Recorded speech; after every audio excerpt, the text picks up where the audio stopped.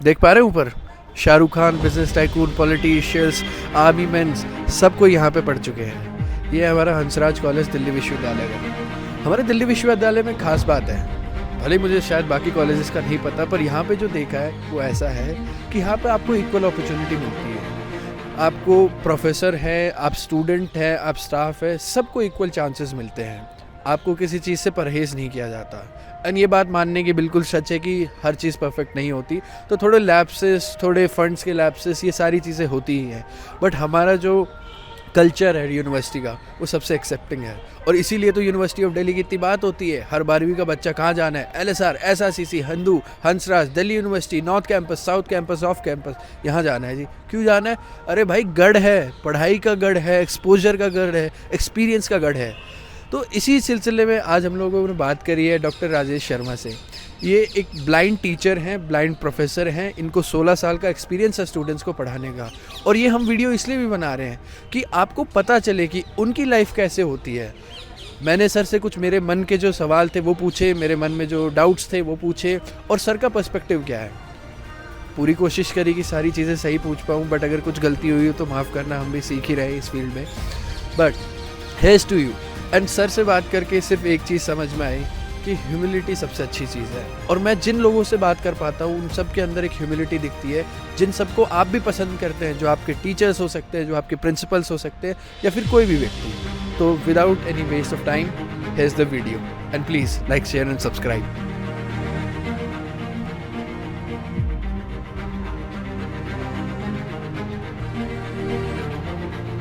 Students आज के time पे मेरे हिसाब से, मेरी भी 2 साल पहले ही ग्रेजुएशन हुई।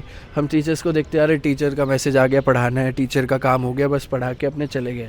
उससे ज़्यादा हम इंटरेस्टेड रहते थे हमारी लाइफ में क्या चल रहा है। बट टीचर्स की लाइफ बहुत ही मुश्किल होती है, उनके ऊपर जिम्मेदारी होती है 500 स्टूडेंट्स की। हर क्लास में अगर 60-70 बच्चे हैं दिल्ली विश्वविद्यालय में, तो उनकी लाइफ थोड़ी टफ होती है। एंड उसके ऊपर अगर टीचर कोई स्पेशली एबल्ड है, क्योंकि होना चाहिए, सबका रिप्रेजेंटेशन होना चाहिए, तो उनकी लाइफ थोड़ी और मुश्किल हो जाती है कि स्टूडेंट्स उनको अलग तरीके से ट्रीट करने की कोशिश करते हैं। तो सर, आपका एज अ प्रोफेसर क्या एक्सपीरियंस रहा है दिल्ली विश्वविद्यालय में? अच्छा, बहुत अच्छा सवाल आपने किया। जहाँ तक मेरी बात है तो मेरा एक्सपीरियंस तो बहुत अच्छा रहा, बहुत ज़बरदस्त रहा, क्योंकि मैं स्टूडेंट भी रहा हूँ दिल्ली विश्वविद्यालय का ही। और अब स्टूडेंट्स के साथ का रिश्ता अपना जो है पूरे अपने प्रोफेशनल लाइफ का, वो बहुत बेहतर अभी तक का रहा, और उम्मीद है आगे भी अच्छा रहेगा। बच्चे बहुत सपोर्ट करते हैं, बहुत अच्छा पॉजिटिव रिएक्ट करते हैं, समझते हैं। और आपको मैं अपने एक्सपीरियंस के बारे में बताऊं कि मेरा 15-16 साल का करियर है टीचिंग का, यहाँ पर कॉलेज टीचिंग का। लेकिन मेरे पहले बैच के बच्चे भी अभी आज उसी तरह जुड़े हुए, जैसे लगता कि कल की बात हो, और आज भी मेरे से सलाह लेते हैं। मैं आधे 1-1 घंटे उनके लाइफ में क्या कुछ चल रहा है, और वो मुझसे संतुष्ट होते हैं बात करके, उनको बहुत अच्छा लगता है, शेयर करते। तो मैं समझता हूँ कि जो हमें देने को कहा गया है, जो सिस्टम ने हमें जिसके लिए अपॉइंट किया है, रखा है, इसके बाद वो सिर्फ उतना ही नहीं है। हमारा पैशन है पढ़ाना, हमारा पैशन है कनेक्ट होना स्टूडेंट के साथ, और हम कनेक्टेड रहने की पूरी कोशिश करते हैं। और हर बैच के मुझे लगता है कि 50, 60, 70% बच्चे बहुत अच्छे से जुड़ते हैं, वो जो बाद में भी जुड़े रहते हैं और अच्छे से चलता है। लेकिन कुछ तो हमेशा होते हैं कि सिर्फ पढ़ने आए, नहीं आए, वो अलग बात है, वो हम में से हो सकता हो कुछ टीचर्स। तो मेरा तो एक्सपीरियंस बहुत अच्छा, और मुझे किसी तरह की मतलब डिसेबिलिटी का कोई वो नहीं हुआ बोध कभी। मुझे लगता है कि मुझे जो देना चाहिए, जो एक नॉर्मल टीचर कोई दे सकता है, उतना तो कम से कम दे ही रहा हूँ, अगर उससे ज़्यादा नहीं दे पा रहा हूँ। सर, मुझे तो समझ ही नहीं आता कि मैं क्या शब्द यूज़ करूँ इस चीज़ के लिए। मैं आपको एज अ मेरे साथी, मेरे प्रेरणा स्रोत देख सकता हूँ। मेरे लिए डिसेबिलिटीज़ और ये सब बिल्कुल मैटर नहीं करता है। आप मेरे सामने खड़े हैं, आप मुझे ज्ञान दे सकते हो, उससे बड़ी बात मेरे लिए कुछ नहीं हो सकती। बस सर, आपने जैसे बताया कि 60-70 बच्चे होते हैं जो क्लास में आपको सपोर्ट करते हैं, बट आपके पास भी कुछ मस्करे बच्चे आए होंगे जो आपसे थोड़ी मस्ती कर लेते होंगे क्लास में। उसके बारे में सर अगर कोई बात आपको याद आती हो? अच्छा, उसके बारे में बात है, एक बार की बात है, मेरे शुरुआती बैचेस की बात है। मुझे लगता है कि 2009-10 कुछ रहा होगा ऐसा। एक एक बार की बात बता रहा हूँ, कभी कभी ऐसा एक्सपीरियंस होता है। हाँ, वो अल्टीमेटली तो वो बच्चे ही हैं और उन्हें जो है बहुत थोड़ा सा और तराशना और मांझना तो हमारा काम ही है। हम मांझते, जैसे अपने घर में हमारे बच्चे कई बार मस्ती करते कुछ करते तो हम उनसे भी जैसे ट्रीट करते वैसे अपने यहाँ हम बच्चे ही समझते हैं। तो एक बच्चे का जिक्र कर रहा हूँ मैं, आया और बहुत देर से आया था क्लास में, और आया तो वो मतलब पूछ कर नहीं आया क्लास में, एक तो दूसरी बात वो कुछ गुनगुनाते हुए कुछ गाते हुए ऐसे आया और जाके सबसे पीछे बैठ गया।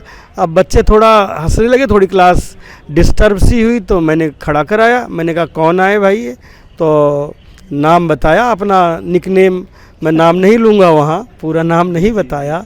तो मैंने कहा भाई आप थोड़ा सा अभी ऐसा करना है कि जो मैनर्स हैं क्लास के उसी मैनर के तहत ही आना। आप आओ, पूछ कर नहीं आओ चलेगा, लेकिन आपकी वजह से आपको नहीं लगता कि आप पूरे जो है 80 बच्चों की क्लास डिस्टर्ब कर रहे हैं। एक उनका, मेरा नहीं टाइम है, ये आपका ही टाइम है जितनी देर में कक्षा में हूँ। तो वो आपको अगर कभी ऐसा लगे आगे से कि नहीं मैं अपने काम से, किसी काम से दूसरों को हमने कोई हेल्प की है, दूसरों को ईज़ किया, उसके लिए आसान बनाया किसी के काम को, या किसी के काम में कोई बाधा डाली है, तो अगर आपको लगे कि आपने आसान किया तो आप समझिए बहुत बेहतर है। अगर आपको लगता बाधा डाले तो थोड़ा आपको और समझना है। उसने वहाँ बैठा, वहाँ तो सॉरी कहा ही, लेकिन बाद में भी वो बच्चा मिला, वो बताया कि मेरा मन क्लास, मैंने कहा लेट क्यों आते हो, मेरा मन क्लास में नहीं लगता, दूसरे एक्सट्रीम से आया था बच्चा। तो वो मैंने कहा कि मैं यहाँ से क्विट करना चाहता हूँ, मतलब इस कोर्स से मैं मैंने कहा देखिए आपने अपने 2 महीने तो ख़राब कर ही दिए हैं, अब आपके कहीं आपका एडमिशन तो होगा नहीं, 1 साल देख ही लो, आप एंजॉय करके देख लो, क्या पता आपको अगर नहीं रहेगा आप एडमिशन तो अगले साल ही लेंगे। अगर आपको ये कोर्स अच्छा लग गया और तो आप समझिए कि बेहतर आगे आप कंटिन्यू कर लेना, नहीं तो आप क्विट कर लेना। अच्छे कोर्स में आपको दूसरे जो आपको लगता कि अच्छा कोर्स है वहाँ अगर आपको जाना चाहते हैं चले जाना। अब आपको अभी साल भर तो आपको समझने के लिए रहना चाहिए, एक एक्सपीरियंस मिलेगा आपको। अब वो उसने उस बात को गांठ बांधी और भावेश भाई, मैं I am proud to say that he is now assistant professor मेरे मैं, मतलब एक कॉलेज में पढ़ा रहा अभी एक स्टेट में, लेकिन वो असिस्टेंट प्रोफेसर और आज भी इज्जत करता है। तो कोई फ़र्क नहीं, हम डील कैसे करते हैं बच्चे के साथ। अगर वो कोई हमारे साथ, तो उनका अपना पता नहीं बैकग्राउंड कैसा है, कहाँ से आए हैं, उनको कितना हमारे बारे में पता है, उनको हमारी कम्युनिटी के बारे में कितना, हमारे एबिलिटी के बारे में कितना पता है। लेकिन ये नहीं है कि हम तुरंत नाराज़ हो जाए, और वो बच्चे ही हैं, उनको अगर आराम से समझाएंगे तो हो सकता है उनकी दिशा, उनका रास्ता बदल जाए और बेहतरी की ओर बढ़े। सर इससे खूबसूरत बात मैंने कोई नहीं सुनी कि आपने एक बच्चे को प्रोफेसर बन गया और वो आगे जाके खुद कितने बच्चों की मदद करेंगे। सर अभी रिसेंटली मैं शिवाजी कॉलेज में था, हमारा ये दिवाली का कुछ इवेंट था, तो वहाँ पे एक 2 लोग थे, एक लड़का और लड़की, उन दोनों को डिसेबिलिटी थी आँखों की, एंड वो वहाँ पे खड़े थे। तो वहाँ पे एनएसएस के जो वॉलंटियर्स थे उन्होंने बताया था कि भैया हमारी रिस्पॉन्सिबिलिटी होती है इनकी मदद करना, हम करते हैं। बट 1-2 सेकंड के लिए मैंने जैसे मौका देखा कि कोई नहीं है, मैं उनको बताइए जी आपको कहाँ छोड़ के आना, मेरा मन नहीं माना। तो मैं उनसे यही पूछ रहा था कि आप एग्ज़ाम कैसे देते हैं, आप पढ़ते कैसे हैं, आपकी मतलब पढ़ाई कैसे हो पाती है। तो एक अगर जस्ट आप थोड़ा प्रकाश डाल पाए एज ए प्रोफेसर, आपका पढ़ने का तरीका, आपका अपने स्टूडेंट्स के लिए तैयारी करने का तरीका, और जो स्टूडेंट्स हैं ब्लाइंड साइडेड हमारी यूनिवर्सिटीज़ में, हमारे कॉलेजेस में, हमारी स्कूल्स में, और मेजॉरिटी कुछ बच्चे पहुंच भी नहीं पाते हैं, वो पहले ही अपने चांस को त्याग देते, यार हमसे नहीं हो सकता। सर इनकी पढ़ाई की अपॉर्चुनिटीज़ और कैसे पढ़ते हैं, इनके बारे में थोड़ा प्रकाश डालें सर। मेरा ये है कि पहली बात तो आपको इंटरेस्ट आना चाहिए, आपकी रुचि होना चाहिए। जी जी। जहाँ रुचि है, जहाँ तक लगता है आपको, ये जब तक आपकी रुचि ना हो और रुचि के बाद आपकी क्षमता कितनी है गेन करने की, जा कहाँ तक पाते। अपनी क्षमता और रुचि दोनों अगर पहचान ली गई तो समझिए कि उसको तो पहुंचना ही है वहाँ, जैसे भी हो। मैंने जो पढ़ाई की है वो बस किताबें आपके जैसे किसी साथी से सुन करके, किताबें, न्यूज़पेपर, आज भी मैं पूरा न्यूज़पेपर रोज़ सुनता हूँ, ऐसे बाय रीडिंग मैं पढ़वाता हूँ, सुनता हूँ और समझता हूँ। मतलब कम से कम एक न्यूज़पेपर तो मैं पूरा पढ़ता हूँ। और बाकी जितना मुझे लेक्चर तैयार करना होता है तो मेरे पास रेफरेंस की किताबें, टेक्स्ट की किताबें वो होती हैं। स्पेशल बुक्स होती हैं? स्पेशल बुक्स नहीं होती हैं, हमें यही सारी किताबें, अगर वो प्रिंट में नहीं पढ़ सकता तो मैं पढ़वा के सुनता हूँ, बाकी रिकॉर्डिंग में आ गई तो ऑडियो सुनता हूँ। अच्छा। और कहीं पे जो ई बुक्स आ गई वहाँ से ले करके PDF और सब मिल गया तो वहाँ से भी ले करके कई जगहों से, कई सोर्सेज से मतलब कनेक्ट करके फिर हम अपना लेक्चर तैयार करते हैं। अपना जो व्यवहारिक जीवन है, जो समाज है, जो दुनिया है, जो अदर सब्जेक्ट्स हैं, वहाँ से भी रिलेट करके, क्योंकि सिर्फ एक विषय से बात नहीं बनती है। हमें एग्जाम्पल के लिए इंटरडिसिप्लिनरी, ट्रांसडिसिप्लिनरी रहना ज़रूरी होता है हमें आगे उनको बताना भी पड़ता है स्टूडेंट्स को। जहाँ तक ऐसे स्टूडेंट्स का सवाल है तो मुझे थोड़ा सा ऐसा लगता है कि बच्चे बहुत अच्छा कर रहे हैं आज के टाइम में भी, बहुत एडवांस है, क्योंकि आजकल टेक्नोलॉजी भी बहुत एडवांस है, आजकल सुविधाएं भी बहुत हैं और कुछ बहुत अच्छा कर भी रहे हैं। लेकिन जितनी टेक्नोलॉजी आई है उस हिसाब से एक मेजॉरिटी जो है उतना मुझे लगता है कि थोड़ा उसको और मेहनत करने की ज़रूरत है और आगे बढ़े। तो आज तो कुछ भी ऐसा नहीं है कि जो अचीव नहीं किया जा सके, हर एरिया। कंप्यूटर और AI ने तो इतना आसान बना दिया है कि बच्चे कहीं भी पहुंच सकते हैं। हम लोग तो उस पीढ़ी के हैं कि बड़ी मुश्किल से, जितना ज़रूरी है आज ऑनलाइन क्लास है तो बच्चों से ही गूगल मीट और जूम और टीम का वो बनवा करके उसी में हम जुड़ जाते हैं। उनको लेक्चर दे दिया, बता दिया, समझा दिया और वहीं से निकल आए, बस इतना ये सब कर लेते हैं। बहुत तो उतना अपने से रुचि नहीं होती है। हमने तो मैन्युअली सारा किया हुआ है, लेकिन फिर भी बहुत अच्छा हुआ, वरदान है आज के समय में। और जो बच्चा पढ़ना लिखना चाहे, करना चाहे, सिर्फ उसमें विल पावर हो, इंटरेस्ट हो, तो वो डेफिनेटली वो IAS, IPS, IFS जहाँ भी जाना चाहे, मैनेजर, CA, हर जगह आज पहुँचने की क्षमता है। बस जगह है, स्थान है, और मेहनत तो करनी ही पड़ती है। मतलब फिर कोई शॉर्टकट नहीं होता।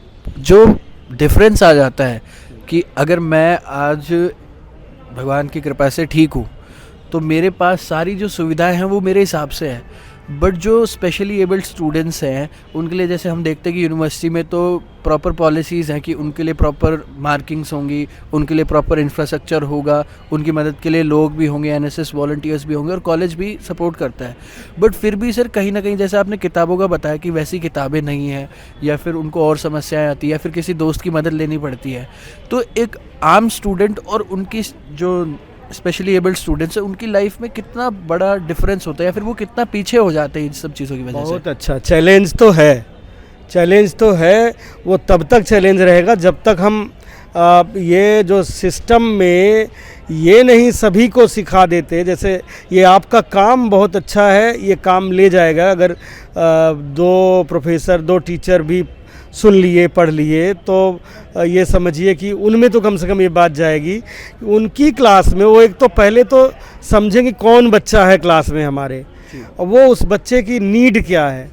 वो नीड अगर अच्छे से समझ गए, उसके तहत परस्यू किया, सिस्टम भी और शिक्षक भी, और फिर जो उसकी अपना पेयर ग्रुप है, अगर ये सब मिल करके साथ में चलें। जैसे मेरा पेयर ग्रुप, मैं इसी कॉलेज का, हंसराज कॉलेज का स्टूडेंट रहा हूँ। अरे वाह! कौन सा बैच था आपका? मेरा बैच था 1999 से 2002 ग्रेजुएशन, पोस्ट ग्रेजुएशन 2002 से 2004 था, और 2008 से यहीं पढ़ाने आ गया मैं। तो मेरे आसपास जो भी मिले बहुत अच्छे मिले, मुझे बहुत ज़्यादा कोई चैलेंज नहीं लगा। पर इतना ज़रूर कहूँगा चैलेंज तो है। अब बोर्ड पर क्या कोई टीचर लिख रहा है, वो बोर्ड पर जो लिखते हैं वो बताते भी नहीं है। तो ऐसा बच्चा अगर कोई है कि बोर्ड पर क्या लिखा जा रहा है, किससे पूछ करके वो अपना नोट करे अपने ब्रेल में या रिकॉर्डिंग में, कहाँ वो आएगा जो बोर्ड पर चुपचाप लिखे जा रहे हैं। तो वो जो बोर्ड पर लिखे रहे वो खुद रीड आउट करें, या किसी बच्चे से कहें भाई इन्हें भी बताना है। और दूसरी बात कि जहाँ एक्सेसिबिलिटी है, जहाँ व्हील व्हील चेयर यूज़र आसानी से जा सकता है, क्लासेस वहाँ लगानी है। तो इंफ्रास्ट्रक्चर में बहुत बदलाव की ज़रूरत अभी है। और फिर मतलब हमारे जो मेंटल इंफ्रास्ट्रक्चर है हमारे, वो इनका टीचर्स के दिमाग में वहाँ एक्सेसिबिलिटी जो है वहाँ डालनी होती, सबको समझ में आना चाहिए कि सबको हम पढ़ा सकते, थोड़ा सा ज़्यादा ध्यान दे करके। और फिर विद्यार्थियों को भी, जिसको प्यास लगती है वही कुआं खोजता है, तो उनको खुद अपनी बात कहनी पड़ेगी, उनको किस तरह की ज़रूरत है और अपनी ज़रूरत को अच्छे से समझाएं।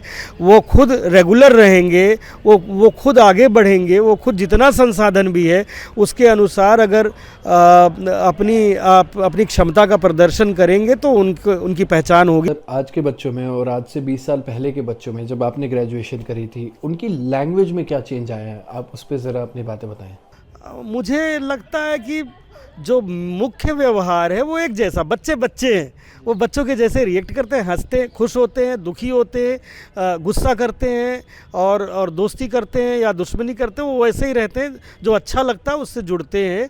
और आज भी देखा हमने कि बहुत बच्चों में जिन बच्चों को इज्जत करनी है वो बच्चे इज्जत करते हैं, और मैक्सिमम इज्जत करते हैं उस तरीके से। कुछ बच्चों को लगता है कि कुछ नहीं, क्लास में जा रहे हैं, नहीं जा रहे हैं, पढ़ना है नहीं पढ़ना। वो हमेशा से कई तरह के बच्चे होते ही हैं, कुछ बहुत अच्छे होते हैं, कुछ एवरेज होते हैं, कुछ बिलो एवरेज। तो हमारा ध्यान सबसे ज़्यादा बिलो एवरेज पर ही होता है कि उनको कैसे हम बराबर में ले आएँ, कैसे उनको खोलें, कैसे उनसे बात करें। और इतना तो है, आज बच्चों को थोड़ी जल्दी हो गई, मतलब बहुत जल्दी, ज़्यादा पढ़े बिना जल्दी से कहीं से वो असाइनमेंट बना लें, कहीं से भी टेस्ट दे लें, मोबाइल देख के दे लें, जितनी सुविधा हुई वो मतलब कि डेप्थ में नहीं जाना चाहते, पढ़ना गहराई में नहीं जाना चाहते। हम पूछेंगे क्या पढ़ी है, कौन सी किताब पढ़ी है आपने?